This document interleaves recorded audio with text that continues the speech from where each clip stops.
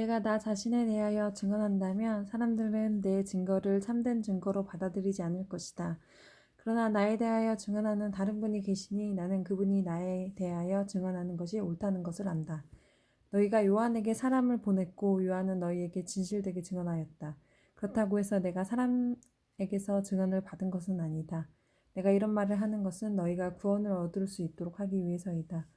요한은 타오르면서 빛을 내는 등불이었다. 너희는 잠시 요한의 빛 가운데서 기뻐하기를 원했으나 내게는 요한의 증언보다 더 큰 증언이 있다. 아버지께서 나에게 하라고 주셨고 지금 내가 행하고 있는 일들이 아버지께서 나를 보내신 것을 증언한다.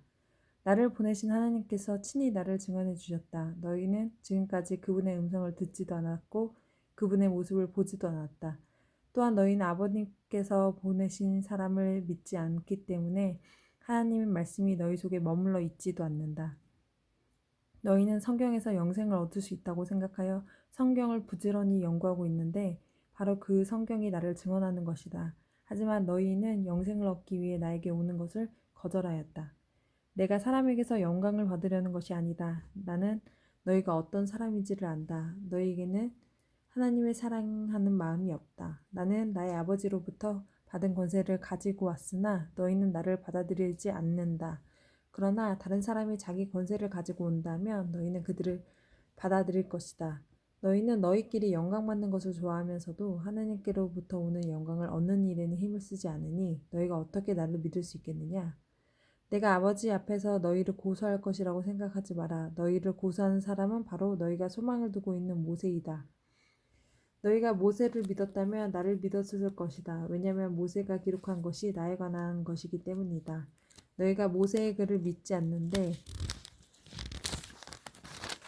내가 말하는 것을 어떻게 믿을 수 있겠느냐?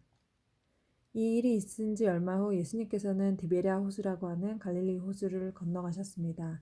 많은 사람이 예수님의 뒤를 따랐습니다. 그것은 사람들이 예수님께서 병든 사람에게 행하는 표적을 보았기 때문입니다. 예수님께서는 언덕으로 올라가 제자들과 함께 거기 앉으셨습니다. 때는 유대인의 명절인 유월절 무렵이었습니다. 예수님께서는 눈을 들어 많은 사람이 예수님께 나오는 것을 바라보시고 빌립에게 말씀하셨습니다. 이 사람들이 먹을 빵을 어디서 살 수 있겠느냐? 예수님께서는 빌립이 어떻게 하나 보시려고 이런 질문을 하신 것이었습니다. 예수님께서는 빌립이 어떻게 할 것인가 이미 알고 계셨습니다. 빌립이 예수님께 대답하였습니다. 여기는 한 사람 한 사람이 빵을 한 입씩만 먹는다고 하더라도 그 빵을 사려면 200데나리온은 있어야 할 것입니다. 그때 예수님 제자 중 한 사람이 시몬 베드로 동생 안드레가 말했습니다.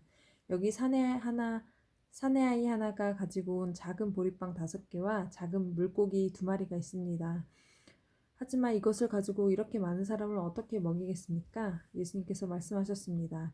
사람들에게 앉으라고 하여라. 그곳은 풀이 많은 곳이었습니다. 거기에 앉은 남자 어른 수는 약 5,000명이었습니다. 그때 예수님께서는 빵을 가지고 하나님께 감사 기도를 하신 후 그곳에 앉아있는 사람들에게 그들이 원하는 만큼 나눠주셨습니다. 예수님께서는 물고기를 가지고도 그렇게 하셨습니다. 사람들은 모두 실컷 먹었습니다. 식사가 끝났을 때 예수님께서 제자들에게 말씀하셨습니다. 먹고 남은 빵과 물고기를 다 모으고 하나도 버리지 마라. 그래서 제자들은 남은 음식을 모았습니다. 보리빵 5개로 사람들이 먹고 남은 조각들이 큰 광주리로 12개나 되었습니다. 사람들은 예수님께서 행하신 표적을 보고 말했습니다. 이분은 세상에 오실 그 예언자가 틀림없다. 예수님께서는 사람들이 와서 자기를 강제로 데려다가 그들의 왕으로 세우려 한다는 것을 아셨습니다. 그래서 다시 그곳을 떠나 혼자 산으로 올라가셨습니다. 밤이 되자 예수님은 제자들을 갈릴리 호수로 내려갔습니다. 이미 날은 어두워졌지만 예수님께서는 아직 제자들에게 오지 않으셨습니다. 제자들은 작은 배를 타고 가버나움으로 가기 위해 갈릴리 호수를 건너기 시작했습니다. 그때 강한 바람이 불어오고 호수의 파도는 점점 거세졌습니다.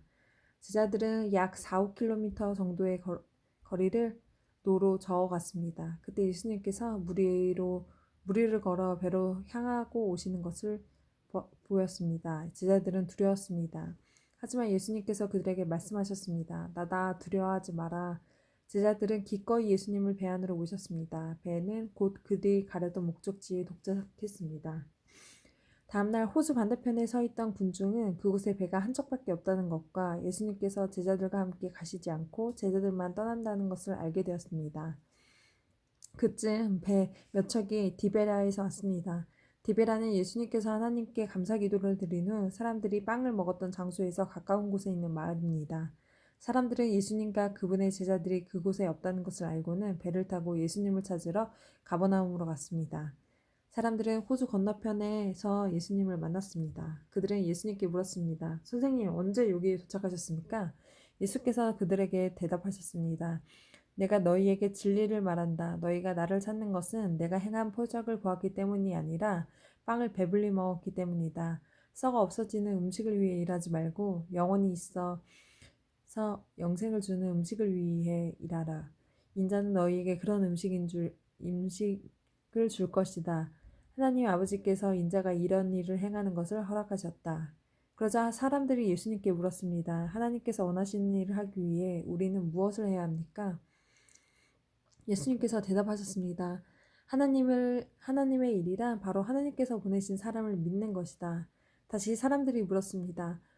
당신은 어떤 표적을 행하여 우리가 보고 당신을 믿게 하시겠습니까? 성경에 하나님께서는 그들에게 먹을 빵을 하늘에서 내려주셨다고 기록되어 있듯 우리 조상들은 광야에서 만나를 먹었습니다. 예수님께서 그들에게 말씀하셨습니다. 내가 너희에게 진리를 말한다. 너희에게 하늘로부터 내린 빵을 준 사람은 모세가 아니다. 나의 아버지께서 너희에게 하늘로부터 참된 빵을 주신 것이다.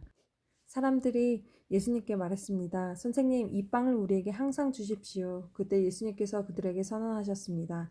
나는 생명의 빵이다. 내게 오는 사람은 결단코 굶주리지 않을 것이며 나를 믿는 사람은 결코 목마르지 않을 것이다. 그러나 전에 또 내가 너희에게 말했던 것처럼 너희는 나를 보고도 여전히 나를 믿지 않는다.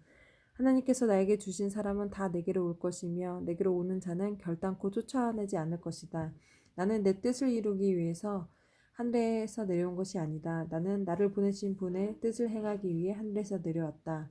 나를 보내신 분의 뜻은 하나님께서 내게 주신 사람은 단 한 사람도 잃지 않고 마지막 날에 그를 부활시키는 것이다. 아들을 보고 믿는 사람은 누구나 다 영생을 얻는 것이 내 아버지의 뜻이기 때문이다. 나는 그를 마지막 날에 부활시킬 것이다.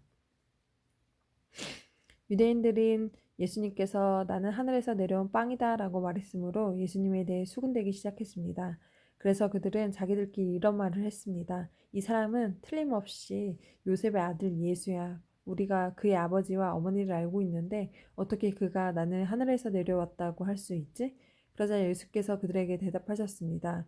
서로 수군대지 마라. 나를 보내시는 아버지께서 이끌지 않으면 아무도 내게로 올 수 없다. 나도 마지막 날에 그를 부활시킬 것이다. 예언자들의 책에 이런 글이 있다. 모든 사람이 하나님의 가르침을 받을 것이다. 아버지의 말씀을 듣고 아버지에게서 배우는 사람은 내게로 온다. 하나님으로부터 온 사람 위에는 아버지를 본 사람이 없다. 오직 하나님으로부터 온 그 사람만 아버지를 보았다. 내가 너희에게 진실을 말한다. 믿는 사람에게는 영생이 있다. 나는 생명의 빵이다. 너희 조상들은 광야에서 만나를 먹었지만 죽었다. 하늘에서 내려온 빵이 여기 있다. 누구든지 이 빵을 먹으면 결코 죽지 않을 것이다. 나는 하늘에서 내려온 생명을 주는 빵이다. 누구든지 이 빵을 먹으면 영원히 살 것이다. 내가 줄 빵은 나의 살이다. 내 살은 세상에 생명을 준다. 그러자 유대인들은 이 사람이 어떻게 자기 몸을 우리에게 먹으라고 줄 수 있겠는가? 라며 서로 다투기 시작했습니다. 예수께서 그들에게 말씀하셨습니다. 내가 너희에게 진리를 말한다. 너희가 인자의 살을 먹지 않고 또 그의 피를 마시지 아니하면 너희 속에 생명이 없다. 나의 살을 먹고 나의 피를 마시는 사람은 영생을 얻으며 나도 그 사람을 마지막에 부활시킬 것이다. 나의 삶은 참된 음식이며 나의 피는 참된 음료다. 나의 살을 먹고 나의 피를 마시는 사람은 누구든지 내 안에 있고 나도 그 사람 안에 있다. 살아계신 하나님께서 나를 보내셨고 나 또한 아버지 때문에 살고 있는 것처럼 나를 먹는 그 사람은 나 때문에 살 것이다. 하늘에서 내려온 빵은 너희 조상들이 먹고 죽었던 빵과 같지 않다. 이 빵을 먹는 사람은 영원히 살 것이다. 모든 말씀은 예수께서 가버나움 회당에서 가르치실 때 하신 말씀입니다. 예수님의 제자들 중에 여러 사람이 예수님의 말씀을 듣고 말했습니다. 이 말씀은 어렵다. 누가 알아들을 수 있겠는가? 예수께서는 제자들이 이 문제로 수군거리는 것을 아시고 그들에게 이런 말씀을 하셨습니다. 이것이 너희에게 장애물이 되느냐? 그렇다면 인자가 전에 있던 곳으로 올라가는 것을 너희가 보면 어떻겠느냐? 생명을 주시는 분은 성령이시다. 그러므로 사람의 힘은 전혀 쓸모가 없다. 내가 너희에게 한 말은 성령의 말씀이고 생명의 말씀이다. 그러나 너희 중에 믿지 않은 사람이 있다. 예수님께서는 처음부터 누가 믿지 않을지 또 누가 예수님을 배반할지 알고 계셨습니다. 예수께서 계속 말씀하셨습니다. 그러므로 내가 사람이 내게 오는 것을 아버지께서 허락하지 않으시며 아무도 내게로 올 수 없다고 너희에게 말한 이유가 여기에 있다. 예수님께서는 이 말씀을 하시자 제자들 중에 많은 사람이 예수님을 떠났습니다. 그들은 더 이상 예수님을 따르지 않았습니다. 그래서 예수님께서 12제자에게 물으셨습니다. 너희들도 떠나고 싶으냐?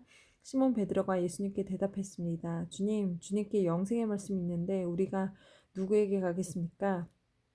우리는 주님이 하나님의 거룩한 분임을 알고 있습니다. 예수님께서 제자들에게 대답하셨습니다. 내가 너희 12사람을 선택하지 않았느냐? 그러나 너희 중에 한 사람은 마귀이니라.